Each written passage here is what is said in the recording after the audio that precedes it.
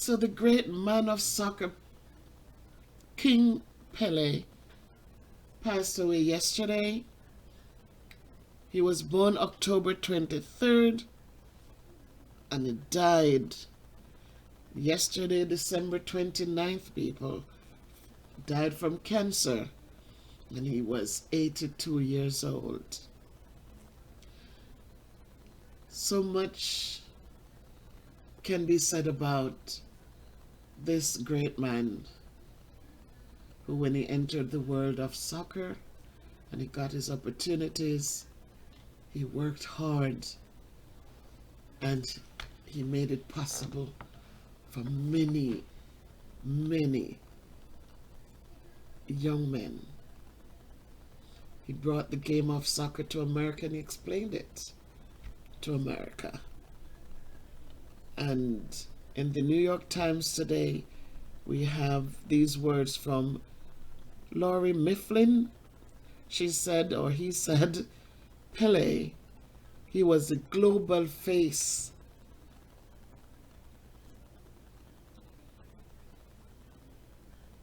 He was a national hero in his native Brazil. He was loved around the world, first by the very poor among whom he was raised, then among the rich in whose circles he traveled, and finally he was just loved by everyone who saw him play soccer. And then from the AP, which was shared by the Star, the Jamaican Star, and it says, with Pele's death, Brazilians have lost a piece of their hearts. On Rio de Janeiro's Limpanema Beach, the news broke when Paulo Vinicius was playing soccer with his 9-year-old nephew. And he stated that Pele represents the best of Brazil, its people, its working class. Pele gives a sense of identity to the Brazilian people. And in the coastal city of Santos, where Pele made his name, Nicolas Oliveira was 18. He was outside the stadium along with over 200 others. Oliveira said even replays of Pele's sensational playing make him swell with emotion. He said that Pele is a black man from the interior of Minas. I am here because of what he did, for the soccer he played, for the soccer he improved, and for the future players he helped mold and inspire. And then we have Everton Luz, a 41-year-old lawyer who was just crying outside the hospital with a Santos Club flag wrapped around him. And he said he had come directly from work to pay tribute to the player whose performance had electrified his own dad and prompted decades of stories.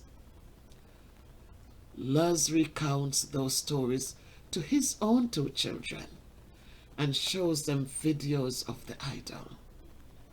He recalls seeing Pele in person once, watching a game at a stadium. He said that we managed to get close to his box and he waved goodbye. He was an example of the Brazilian, of what he could become. So may you rest in peace, King Pele. I've heard about you from I was a child, and your work precedes you. thank you for stepping out there, working hard, and giving the opportunity to many young black children who would have never gotten those opportunities. Thank you for opening those doors wide so they could have gotten the chance that they have gotten and have been working hard today as they continue to open doors for those to come. Sleep in peace, sir. Thank you for your contribution to our society.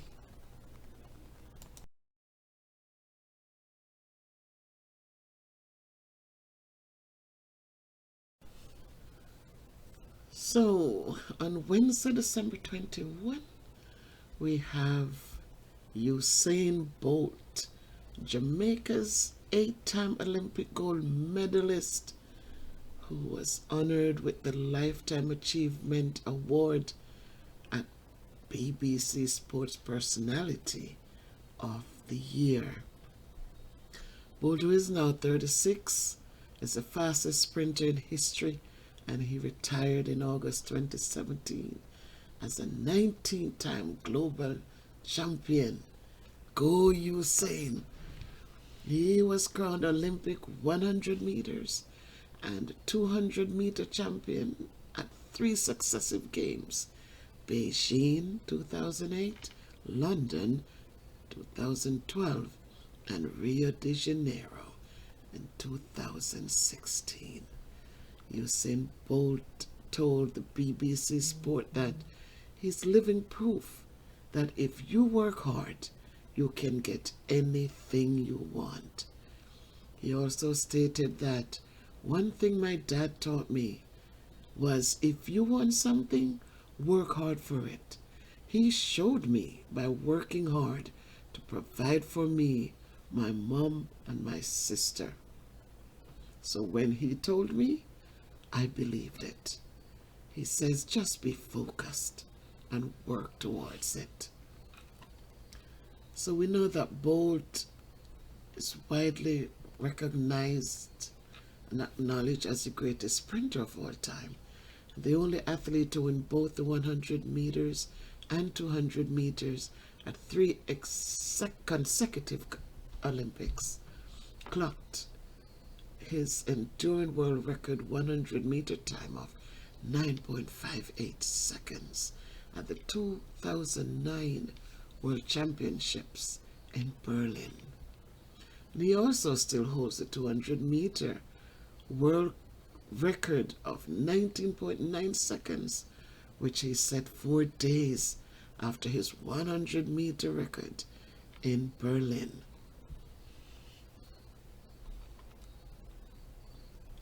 His first world medals, silvers in the 200-meter and 4x100 meter, came in Osaka in 2007. A championships Bolt credits with opening his eyes to the hard work required for him to be successful. He said a false start in the 100 meter in Daegu 4 years later offered him another reminder to keep focused on his goals. He says everything happens for a reason.